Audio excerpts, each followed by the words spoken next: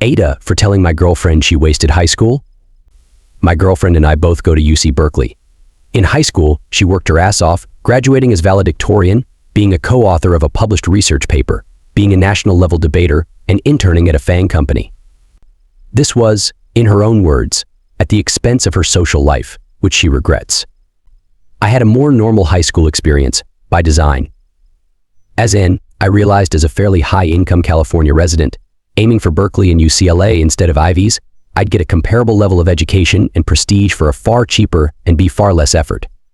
As a result, I made sure my grades and test scores would be top-notch, and I pursued one very unique and specific extracurricular with the reasoning that the less people did in extracurricular, the easier it would be to consider good at it. As in, if I did extracurriculars a lot of kids nationwide did, like say debate, a sport, etc., be competing with a lot of smart people and have to put in a lot of effort to beat them. But if I did something with very little competition, I could put in minimal effort for maximum gain.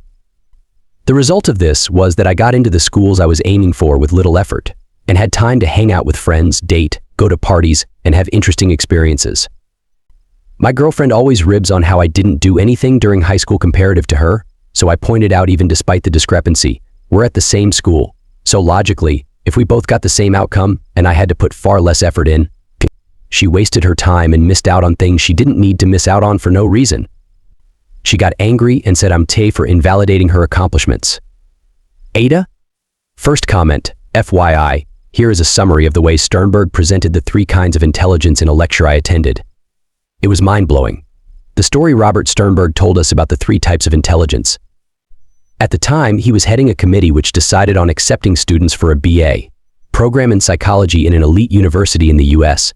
He described 3 applicants. The first he called her Anna intelligence type A. Anna did brilliantly on her SAT, and she was definitely one of the top students to be accepted. During her first year, she got very good grades.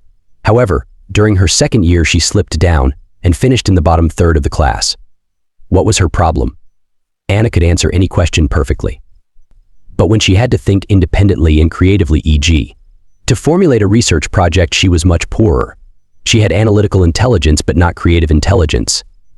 The second he called her Barbara intelligence type B. Barbara was below the cut on her SAT, but she came to the interview with a research project she had done in high school which was brilliant. He wanted to accept her, but his colleagues refused because her SAT scores were not high enough. So he gave her a job on his research team, even though she wasn't a psychology student. She did very well, and next year, with his recommendation, she was accepted. The first year she passed, but did poorly. The second year, when they had to do independent work, she did better. She finished her BA in the top group of her class and continued to be his colleague on research projects. The third he called her Celia intelligence type C. Celia's SAT scores were okay, for acceptance, but not tops.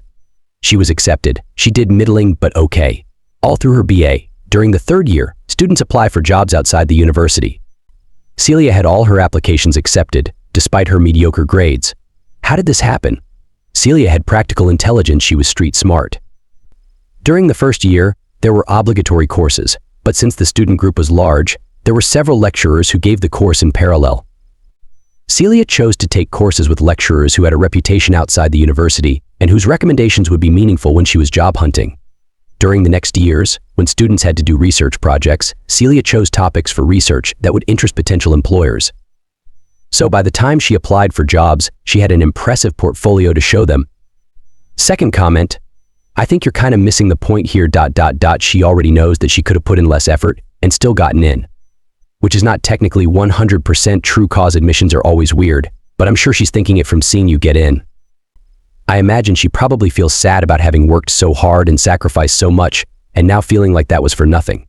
Her teasing is probably more based on wanting to feel like all that work mattered.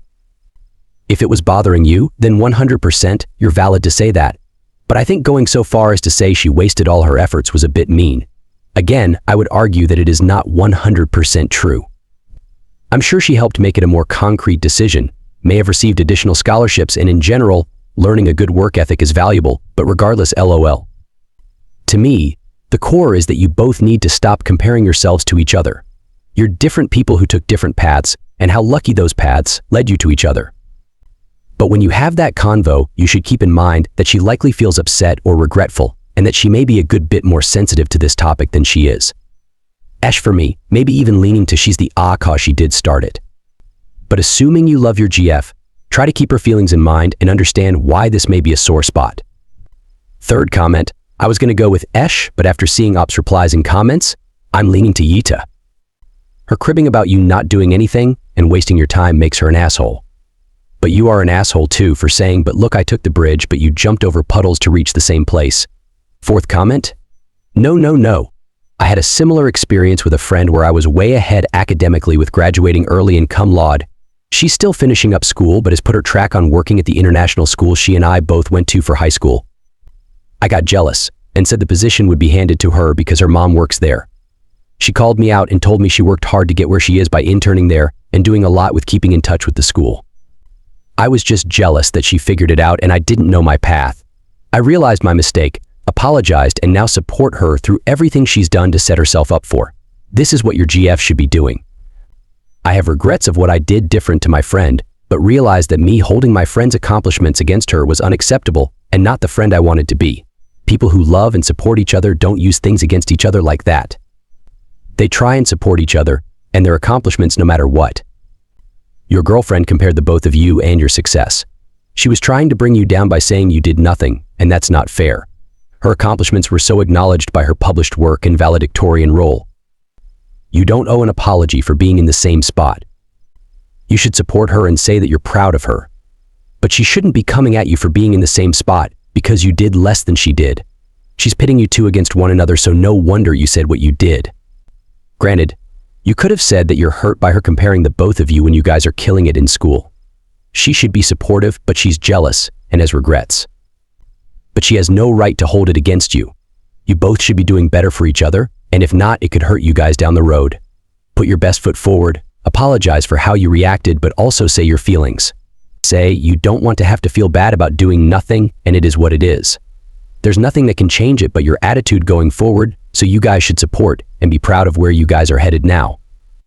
Your cheaper and more fun experiences will help you in a different way, while her experience in debates, writing papers, and being valedictorian will help her in a different way. These are completely different skill sets, yes. Socializing is a skill too. Here's why you are the You seem to take pride in not putting so much effort to get into the college or the job that you have lined up and pays you better than her. You are trying to show as if you are superior for doing this, probably even rubbing it in her face. That's why she's pissed off at you. You are indeed invalidating her efforts, which she clearly put. You both don't sound like a couple but like competitors. Your priorities in a relationship are messed up and you both seem to be one-upping each other, comparing who is smarter. You both are unable to see beyond the end of your noses right now. Look around you. There are so many people who have got into the same college as you, and they all come from different backgrounds, different skill sets, and different effort levels. Literally no two people will have the same experiences and you two are no different. I hope you both learned some maturity